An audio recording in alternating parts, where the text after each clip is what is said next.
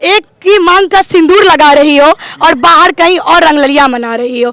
This is the wrong. आज जिस post पे वो बैठी है वो उसका पति का देन है। अगर उसका पति उसका साथ नहीं देता तो शायद वो अपना सपना साकार नहीं कर पाती। ये लोग बेटा को डीएम बना देता है, वो पाप को छोड़ देता है। मुमकिन नहीं है। आप देखिए सोशल मीडिया पर तो हुआ है। असर अगर नहीं होता तो बक्सर में अभी थाना में मामला क्यों पहुंचा है?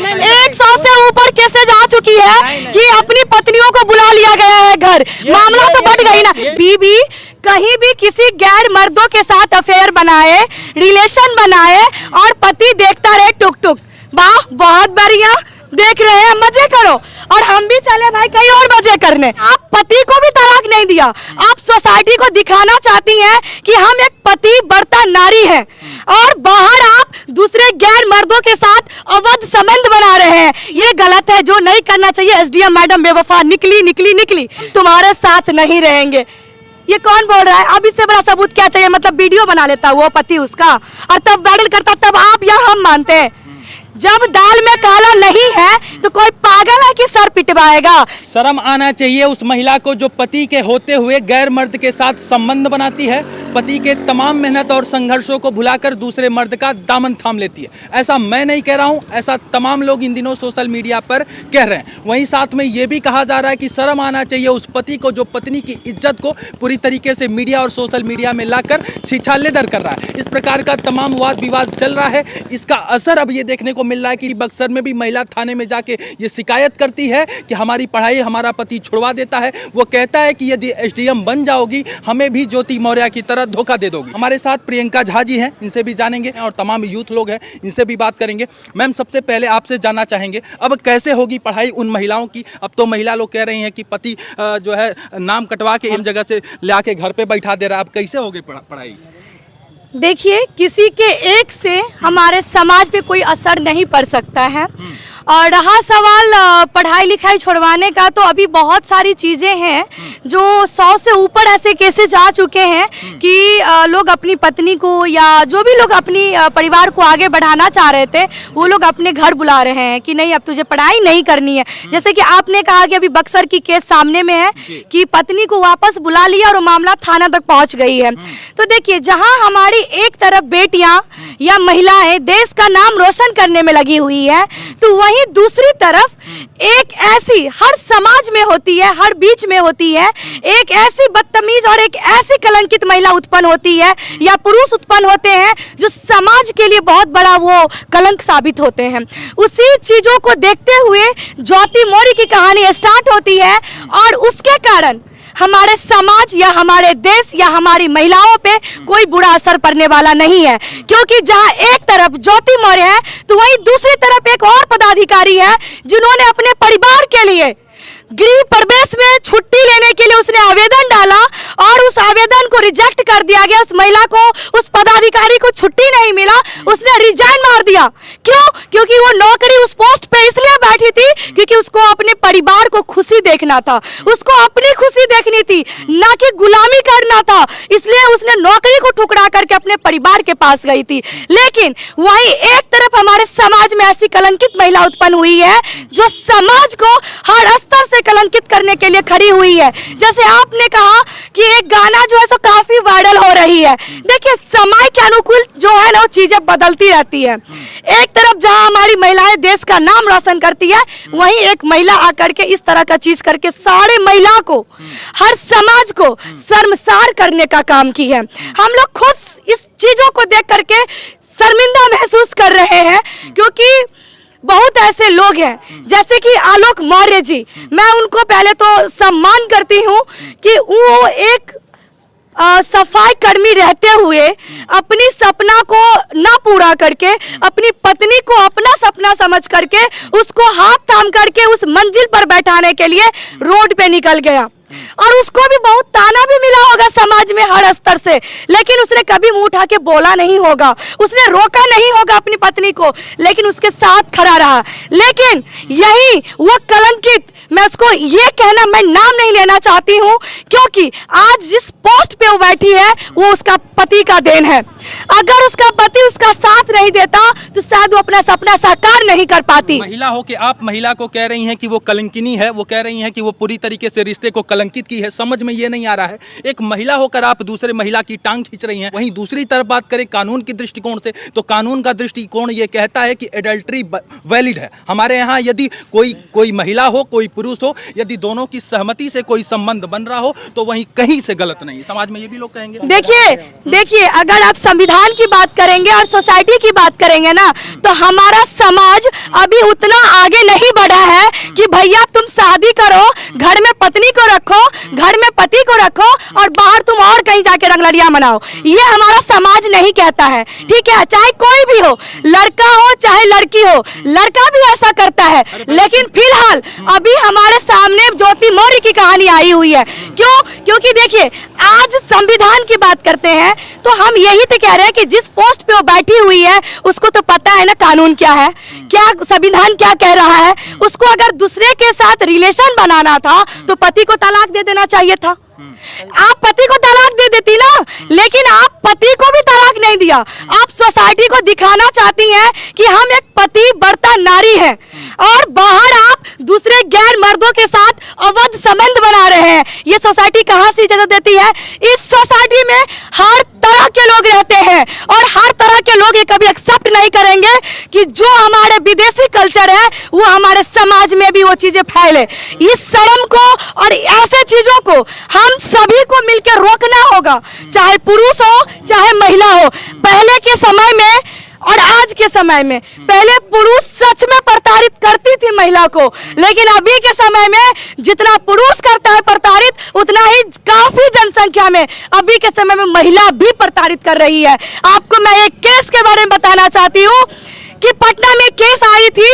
वो महिला शादीशुदा थी, बच्ची थी उसका, और वो फेसबुक के माध्यम से एक गैर लड़का से, जो इंटर में लड़का था, उससे अफेयर चला के उससे शादी कर ली। थाना में जाके बॉन्ड पेपर बना, शादी कर ली। लड़का ले गया अपने घर, 10 दिन रखा, उसके बाद वो लड़का उसको रखने से इनकार कर दिया। वो लड़की फिर आई महिला गिड़गिड़ाने के लिए कि अब मुझे अपने पुराने पति के पास जाना है और मुझे जाना ही है उसके पास। आप बताइए क्या महिला गलत नहीं कर रही है? मतलब आप खाली वुमेन कार्ड खेलो, आप बनी है सिर्फ वुमेन कार्ड खेलने के लिए? नहीं, ये चीजें नहीं चलेगी। इस देश में जितना अधिकार आपका है उतना अधिकार मेरा भी है। स्वतंत्रता है, स्वतंत्रता कहती है, समाज कहते हैं आप पढ़ो, शिक्षित की बात करो, शिक्षा की बात करो, पहनावे ओढ़ावे की बात करो, हर चीज सही है। लेकिन हमारे समाज, हमारी संस्कृति, हमारी सभ्यता या हमारा संविधान ये नहीं कहता कि घर में पति को रख के बाहर तुम गैर मर्दों के साथ अफेयर करो। तलाक है, फैमिली कोर्ट जाओ, केस दायर करो, तलाक लो। ये क्या विक्टिम कार्ड खेल रही है? मैं वुमेन कार्ड, क्वीन कार्ड, ये नहीं चलने वाली है। अगर आप इतना अच्छी हैं और आप अभी आलोक मौर्य पे आप आरोप लगा रही हैं कि उसने मुझे दहेज प्रताड़ना, भाई किस बात की दहेज प्रताड़ना? 2009 में शादी हुई, 2023 है। इतना दिन आपको प्रताड़ना नहीं मिला, इतना दिन आपको कहीं प्रताड़ित नहीं किया गया। और जब आप पे आज नोटिस पे नोटिस आने लगी, आप पे बहुत सारा इल्जाम लगने लगा, तो आप लपेट लिए आलोक मौर्य को। आलोक मौर्य को मैं सलाम करती हूँ जो उसने सही चीजों को आगे लाया, सही समय पे लाया। और मैं ये कहती हूँ, मैं उत्तर प्रदेश के योगी सरकार से मैं मांग भी करती हूँ, उच्च पदाधिकारी से मैं मांग भी करती हूँ कि आलोक मौर्य से पति था, लव ट्रायंगल कहीं और चलाई इसके लिए नहीं, बल्कि वो एसडीएम पद पे बैठी है और तमाम मामलों में वो सम्मिलित पाई गई है, बाय एविडेंस के साथ पाई गई है। इसी के लिए उसको अविलंब वहां से उसको निष्कासित करना चाहिए और सरकार को उचित फैसला लेकर के उस पर सख्त से सख्त उस पर कार्रवाई होनी चाहिए। मैं सरकार से मांग करती हूँ। सही बात है, इस पूरे मामले पर जांच चल रहा है, जल्दी ही जांच का रिपोर्ट आएगा। अच्छा, इनकी बात से आप कितना कुछ सहमत हैं? क्या वाकई में पति की भी गलती है? लोग कह रहे हैं कि पति भी कहीं ना कहीं कसूरवार है, क्योंकि वो महिला की इज्जत को पूरी तरीके से मीडिया और सोशल मीडिया में लाकर उसका कहीं ना कहीं छीछा लेदर किया। कौन सी इज्जत की बात कर रहे हैं साहब? आप इज्जत किसको कहते हैं पहले ये हमें बताइए। आप घर में मतलब इज्जत का कहने का मतलब ये हुआ कि बीवी कहीं भी किसी गैर मर्दों के साथ अफेयर बनाए, रिलेशन बनाए और पति देखता रहे टुक टुक। वाह, बहुत बढ़िया, देख रहे हैं, मजे करो और हम भी चले भाई कहीं और मजे करने। ये कहाँ लिखा हुआ है? आज वो पति आगे आकर के अपनी वाइफ के लिए कि तुम गलत कर रही हो, हमेशा कहता है पुरुष गलत कर रहा है, पुरुष गलत कर रहा है। भाई आज वो पुरुष तो न्याय मांग रहा है, आज तो सारे सबूतों के साथ पुरुष आगे आया है, तो फिर उसके साथ ये क्यों बोल रहा है कि वाइफ को जलील किया? कहाँ से जलील किया? मतलब वाइफ संबंध बना रहा है, उसने देख लिया और उस मुद्दे को सामने लाया तो वो उसको मतलब नंगा नाचना चाह रहा है। और वही जब महिला करती तो तब हम ही महिला चाहते। लोग कह रहे हैं प्रूफ कहाँ है? यदि प्रूफ होता उनके पास तो कुंडी बंद कर लेते, पुलिस को बुलाते, वीडियो बनाते और दिखाते कि जो है हमारी महिला, हमारी जो पत्नी है गैर पुरुष के साथ संबंध बना रही है। एक बात बताइए, वो महिला किस पोस्ट पे है? एसडीएम है। पति क्या है? सफाई कर्मचारी। सिचुएशन कब क्या होगा या हम आप जानते हैं? यहाँ पता चलता है कि इस घर में क्राइम हो रही है, हमारा प्रशासन क्राइम होने के बाद पहुंचता है और वहां पे कैसे प्रशासन पहुंच देगा? कुंडी मार देगा। इतना तो हर होटल में सुविधा दिया हुआ है कि कोई किसी के कमरे नहीं जा सकता है, इंक्वायरी होता है गेट पे, तो कैसे जाकर के कुंडी उंडी लगा देता? इतना तो फ्रीडम कहीं भी नहीं है। लेकिन वो सारे सबूतों के साथ सोशल मीडिया पे रखा है कि हमारे पत्नी का, भाई बहुत सारा है ना, जांच कर लीजिए, जांच करने में क्या दिक्कत है? अगर आज वो सही होती तो अपने पति को धमकी नहीं दिलवाती, वो पति को मरवाने का धमकी दिलवा रही है। ऊपर से उसकी ऑडियो जो वायरल हुई है उसमें साफ तौर में वो लड़की कह रही है कि तुम मेरा पति नहीं हो और मेरा जो लड़का से संबंध बना है उसका नाम मनीष है। बोली वो मनीष मुझे रखेगा या नहीं रखेगा वो अलग बात है, लेकिन हम तुम्हारे साथ नहीं रहेंगे। ये कौन बोल रहा है? अब इससे बड़ा सबूत क्या चाहिए? मतलब वीडियो बना लेता वो पति उसका और तब वायरल करता, तब आप या हम मानते हैं। जब दाल में काला नहीं है तो कोई पागल है कि सर पिटवाएगा? इतना जो अपना चीजों को खत्म करके अपनी वाइफ को उस मंजिल पे पहुंचाया, आज वो पति अपने पत्नी को समाज में गिराने का काम करेगा? इतना भी पुरुष क्या बोलते हैं वो नहीं हो चुका है, इतना भी समाज ये नहीं हो चुका है। कुछ लोग कहते हैं कि उसको प्रताड़ित किया जा रहा है, हम भी प्रताड़ित हुए हैं। प्रताड़ित हुए हैं तो हम कहते हैं अगर हम किसी से प्रताड़ित होंगे तो हम तलाक लेंगे ना, हम उसके साथ क्यों रहेंगे? हम पति का नाम भी लेके चल रहे हैं मार्केट में कि हमारा पति है जिंदा, हम अभी तलाक नहीं लिए, हम पति के साथ हैं, ठीक है, और बाहर कहीं और संबंध भी बना रही हैं। ये कहाँ लिखा हुआ है? ये कहाँ पे है?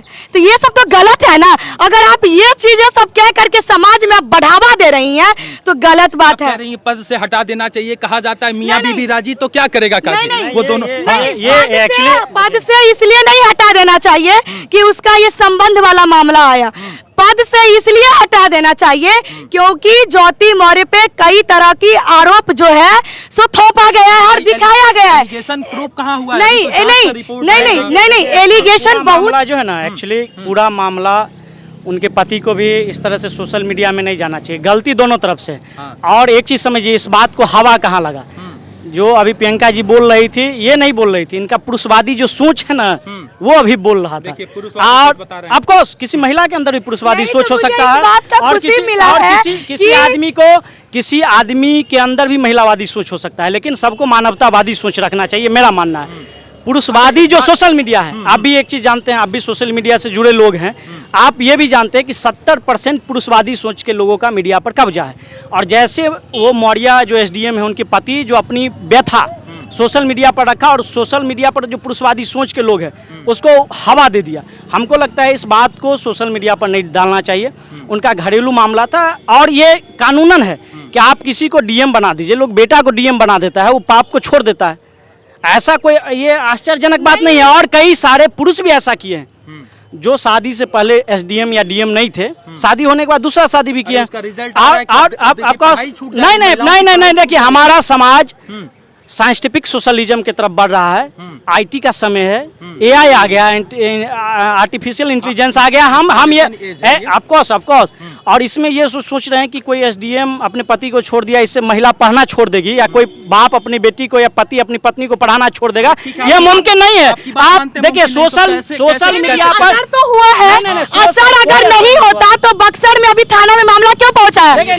100 से ऊपर केसेज आ चुकी है कि अपनी पत्नियों को बुला लिया गया है घर, मामला तो बढ़ गई ना। देखिए हम क्या बोले कि यहाँ हमारे देश में बहुत ऐसी महिलाएं हैं जो लोग अपनी बेटी महिलाएं जो देश का नाम रोशन करने में लगी है, वहीं समाज में इक्का दुक्का ऐसी बागर भी है जो समाज को जलील करने में भी लगा है। देखिए हम कितना अच्छा काम कर रहे हैं वो समाज को कम दिखेगा, लेकिन अगर हम एक पॉइंट कहीं गलत कर लेंगे समाज को वो तुरंत दिखेगा कि अरे इसने क्या किया, वो नहीं दिखेगा। लेकिन एक अगर मैं गलत कर लूं तो वो समाज को तुरंत दिखता है और वो तुरंत असर पड़ जाता है। सच्चाई और अच्छाई असर नहीं पड़ता है, लेकिन बुराई तुरंत असर पड़ जाता है। तो मेरे कहने का मतलब ये है कि यहाँ पे कहीं ना कहीं पुरुषवादी सोच या महिलावादी सोच यहाँ पे कहीं नहीं है, ये सोच की बात ही नहीं है।